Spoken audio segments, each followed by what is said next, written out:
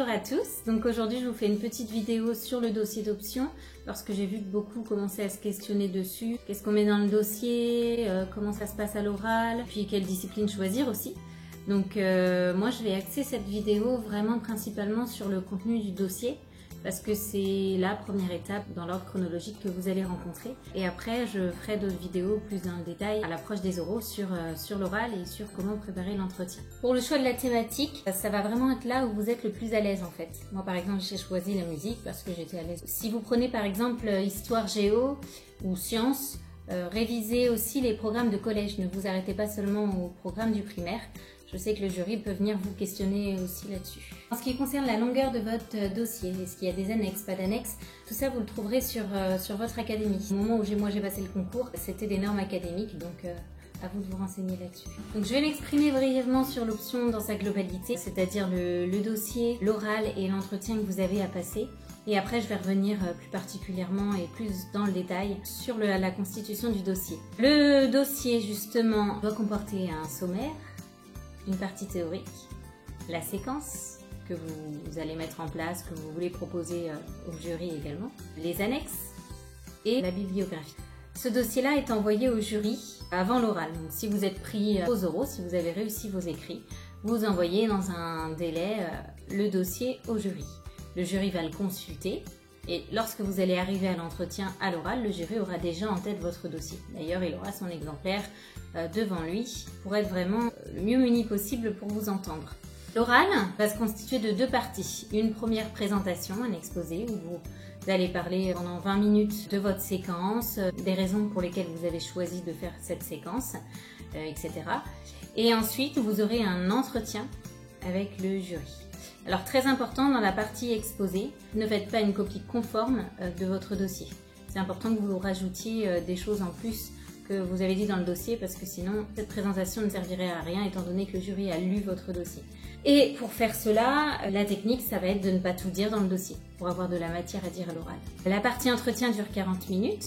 Là, le jury peut vous poser des questions sur votre séquence, mais aussi sur les programmes en musique, je pense à mon dossier d'option, sur une autre séquence que vous pourriez faire en rapport avec les programmes, sur une adaptation dans une discipline, voilà. Le champ des possibles est très grand.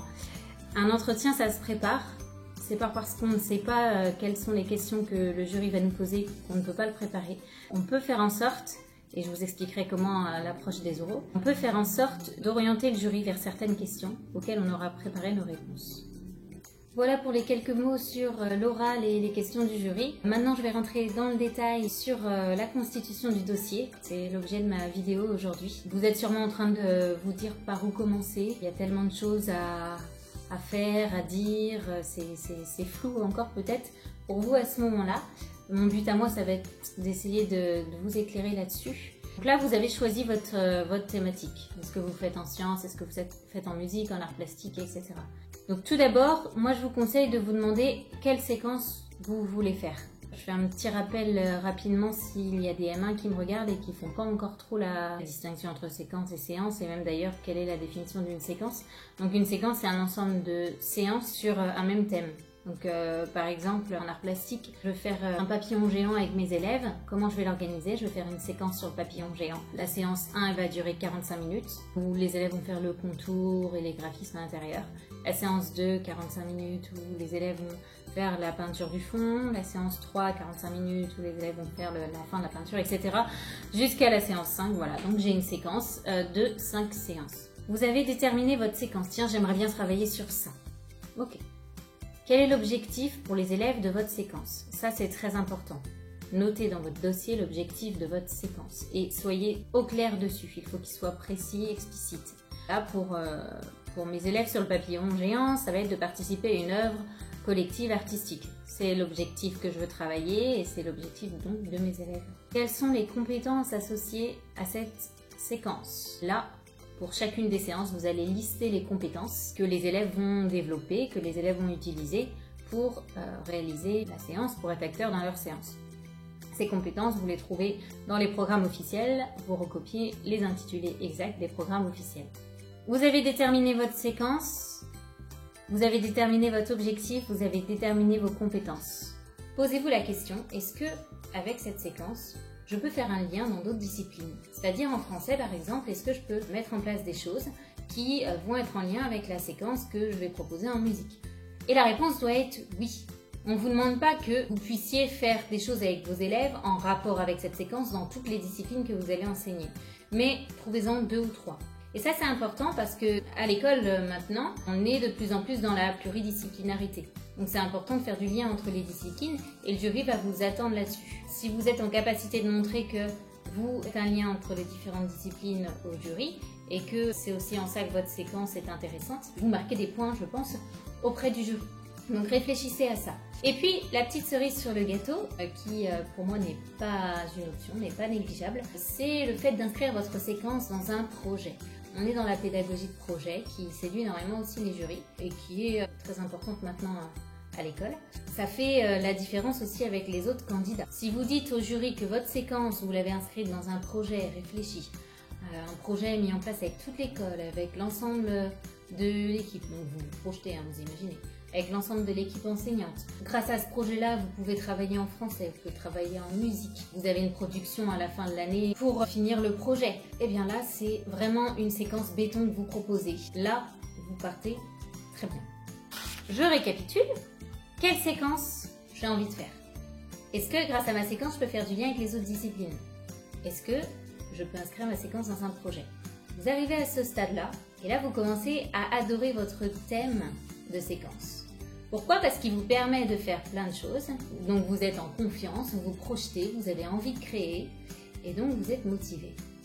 Et c'est aussi ça qu'on cherche, c'est-à-dire que si vous êtes motivé dans votre dossier d'option, et bien là, vous allez pouvoir vraiment entrer dans le détail et être convaincant auprès du jury. Parce que vous-même, vous êtes convaincu par ce que vous faites. Et ça, c'est super important. C'est pour ça que c'est le moment d'entrer dans le détail de votre dossier d'option. À ce moment-là, pour le détail, aidez-vous de vos profs, de collègues dans les écoles, des professeurs lors des stages que vous allez effectuer. Testez votre séquence le plus possible.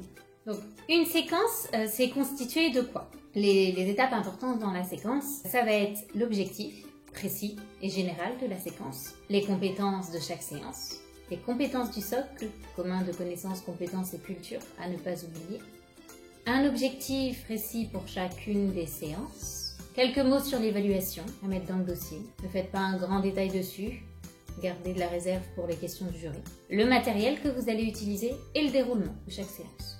Alors le déroulement, il ne faut pas toujours le détailler. Je vous conseille de détailler que certains points dans votre dossier. Lesquels? Ça va peut-être vous paraître étrange, mais ne détaillez que les points sur lesquels vous ne vous sentez pas à l'aise. Pourquoi? Tout simplement parce que si tout est détaillé, vous réduisez le nombre de questions possibles du jury. Un point qui ne va pas être détaillé, le jury va se questionner dessus, il va pouvoir poser tout un tas de questions. Plus vous en mettez dans le dossier, moins le jury a de questions. C'est la logique que j'ai suivie et pour ma part, ça a plutôt bien marché. Après, à vous de voir quelle méthode vous voulez employer. En dehors du dossier, préparez votre séquence très détaillée. Pourquoi? Parce que vous allez envoyer au jury une séquence où vous allez avoir certains détails par-ci, par-là, mais à d'autres endroits, un manque de détails. Le jury va donc vous questionner dessus. Et vous, comme vous aurez à côté détaillé toute votre séquence, eh bien, vous n'aurez plus qu'à sortir les réponses aux questions des jurys. Vous assurez d'avoir des bonnes réponses aux questions et de marquer des points. Donc soyez au clair sur les moindres détails. Préparez un autre document parallèle avec les moindres détails. Ça vaut pour la séquence, ça vaut pour la partie théorique. Anticipez au maximum pour pouvoir être prêt face aux questions du jury. Vous commencez à être bien à l'aise sur votre séquence. Il y a encore des choses à détailler, mais vous avez le plan, vous savez vers où vous allez. Vous pouvez commencer à travailler un peu sur la partie théorique. La partie théorique, que vous mettez dans la chronologie en première partie du dossier, va comporter une introduction. Que mettre dans cette introduction? Une présentation tout simplement de ce que vous faites comme séquence, sur quelle thématique. Moi j'ai dit, j'ai prévu de faire une séquence en éducation musicale sur la chanson écrite sur les murs de Demis Roussos, voilà. Ne pas trop en dire non plus, mais au moins présenter la base. Avec quel niveau de classe? Avec des CM1, CM2. Et le plan du dossier. C'est pourquoi dans un premier temps, je vais d'abord vous parler des auteurs sur lesquels je me suis appuyée pour construire ma séquence. c'est une manière de dire on va rentrer dans la partie théorique. Puis je vous parlerai des raisons pour lesquelles j'ai choisi cette séquence et enfin je vous présenterai la séquence. Voilà, par exemple. Vous faites votre plan. Ensuite, une fois que votre introduction est faite, là c'est le plus gros chapitre, c'est la lecture. Lisez, lisez, lisez le plus possible sur la discipline que vous avez choisie, sur ce que dit la recherche, sur la manière dont on l'enseigne. En fait, vous devez partir dans vos lectures, vous partez du plus large pour aller vers le plus précis. Et puis dans votre dossier, vous allez faire la même chose dans votre partie théorique. Vous allez partir du plus large. Par exemple, moi j'ai fait l'expression vocale. Je me suis exprimée sur l'expression vocale dans le cadre scolaire. Au plus précis, j'ai descendu sur la pratique du chant dans le cadre scolaire. Et ensuite, pourquoi pratiquer le chant dans la pratique scolaire et comment choisir une chanson et comment pratiquer le chant. En fait, il n'y a pas de plan type pour la partie théorique. À vous de voir comment vous voulez l'organiser.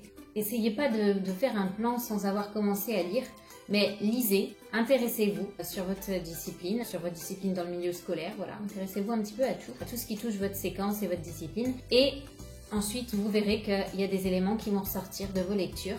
Faites-vous un petit document Word en vous disant tiens ça peut être intéressant pour ma partie théorique, je le note, et ça aussi je le note, je note la bibliographie parce qu'après c'est embêtant de devoir tout rechercher et puis vous verrez que votre plan va se dessiner tout seul progressivement. N'oubliez pas de citer les auteurs, c'est très important. Les idées viennent pas forcément de vous. Lorsque vous vous inspirez d'un auteur qui a dit que dans son livre, parlez-en, citez l'auteur. Donc je vais vous donner un exemple quand même pour la partie théorique pour que vous puissiez voir un peu ce que j'ai mis dans ma partie théorique si ça peut vous aider. Donc j'ai fait mon introduction, j'ai fait mes lectures, j'ai fait mon plan. Dans mon plan, j'ai fait grand 1 les fondements théoriques, comme je vous disais petit 1 l'expression vocale dans le cadre scolaire. Qu'est-ce que c'est? Je posais des questions. Pourquoi pratiquer le chant à l'école? Comment choisir une chanson? Comment pratiquer le chant à l'école? Ensuite 2, le projet. Je suis artiste et le choix de ma chanson. Ça veut dire que je me suis exprimée finalement très brièvement sur la partie théorique et sur les auteurs. Parce que ma deuxième partie de ma partie théorique rentre déjà dans le cadre de la séquence que je vais proposer. Donc le projet Je suis artiste, c'est le nom de mon projet, et le choix de ma chanson. Petit A, mon projet. Quel projet j'ai choisi? J'ai fait le choix d'inscrire ma séquence parce que, et là je liste les avantages et les intérêts d'inscrire cette séquence dans un projet. Quels sont les objectifs de ce projet? Ça, c'est un paragraphe que je vous conseille. J'ai trouvé toute une liste d'objectifs de faire des projets dans la scolarité. Liste selon Philippe Pernoud. Et grâce à cette liste, j'ai pu relier parmi ces 10 points certains points qui étaient en lien avec mon projet à moi. Et pouvoir ainsi encore être dans la théorie et montrer que je me suis documentée et que ça m'a servi pour ma séquence. Le choix de ma chanson. Quel est l'intérêt de la chanson que j'ai choisie? Je vais toujours ramener sur « et oui, c'est intéressant parce que » je justifie. Comment ai-je effectué mon choix? Et ensuite, j'arrive au grand 2, le projet de ma séquence. Alors, le projet de ma séquence. Dedans, j'y ai fait une petite introduction où j'ai dit que je m'étais appuyée sur les prérequis des élèves, sur les compétences attendues au cycle 3 de mes élèves, selon les programmes d'éducation musicale en 2018. Juste pour montrer que, voilà, j'ai suivi les programmes officiels. Je liste les prérequis de mes élèves, ça c'est quelque chose aussi à ne pas oublier dans la séquence. Quels sont les prérequis? Ça veut dire les élèves quand ils vont commencer la séquence que vous proposez, quelles sont les notions qu'ils ont déjà appris auparavant et qui vont leur servir à avancer dans cette séquence. Par exemple, pour moi, les prérequis, chanter une comptine, un chant par imitation, c'est quelque chose que mes élèves savaient déjà faire et ça va leur servir pour apprendre le chant. Les compétences attendues des programmes, copie les programmes officiels. Les compétences du socle, on copie les intitulés les compétences du socle. Attention, là j'ai mis ma petite touche personnelle, par exemple domaine 1, les langages pour penser et communiquer. Pour moi c'est en lien avec la musique et comment je l'ai expliqué, c'est là où j'ai mis ma touche personnelle. J'ai écrit, par ce premier domaine, on retrouve le lien avec la notion de music language qui lie langage et musique à des fins de communication. Vous avez vu là j'ai lancé une petite perche, c'était volontaire, j'en dis pas plus. Pourquoi? Parce que ils vont sûrement me poser la question, c'est ce que je me suis dit, sur le music language. Mais qu'est-ce que c'est que ce music language? J'avais déjà préparé la réponse à cette question-là et hop, je déballe ma réponse. Les objectifs et organisation de ma séquence. Au sujet de l'évaluation, je vous ai dit, très important de parler un peu de l'évaluation, n'en dites pas trop non plus, gardez-en pour les questions. Et ensuite, on passe à notre tableau de séquence. Avec objectifs, compétences, matériel et organisation, déroulement. Et là, vous détaillez plus ou moins vos séances. Une fois que vous avez fini votre tableau, vous êtes arrivé à votre dernière séance. Tout simplement, vous positionnez la bibliographie. Page d'après, les annexes. Alors les annexes, ça peut être quoi? Ça peut être une évaluation que vous allez proposer à vos élèves. Ça peut être un support utilisé, un document utilisé. Moi, j'avais juste mis les paroles de la chanson écrites sur les murs. Si vous prenez l'option musique et que vous faites une séquence sur le chant, vous pouvez envoyer aussi un support audio, un CD gravé avec la chanson. Donc, on va se faire un petit résumé à la fin de cette vidéo. J'espère que je ne vous ai pas perdu, j'espère que je ne vous ai pas endormi et que j'espère surtout que je vous ai un petit peu aidé. Alors, votre premier objectif, c'est de déterminer une séquence béton ultra intéressante avec une diversité d'exploitation. Votre deuxième objectif, c'est de construire une séquence avec un objectif général, des compétences par séance, l'objectif par séance, le matériel, le déroulement de chaque séance, l'évaluation. N'oubliez pas les prérequis et les compétences du socle. Le troisième objectif, ce sont des lectures à fond pour le cadre théorique. On va du plus général au plus spécifique. On n'oublie pas dans sa partie de justifier son projet, que disent les auteurs, que dit la recherche sur la pédagogie de projet, pourquoi ce support, pourquoi ce thème, parce qu'il y a des exploitations possibles diverses, etc. Voilà, donc ma petite vidéo est finie. Dites-moi si ça vous a aidé ou pas. N'hésitez pas si vous avez d'autres questions. Et puis on se retrouve pour une prochaine vidéo très vite.